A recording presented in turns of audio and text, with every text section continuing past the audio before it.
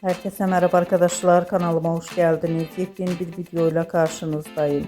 Arkadaşlar, bugünkü videomuzda başarılı ve karizmatik oyuncumuz Can Yaman'dan yepyeni görüntüler geldi.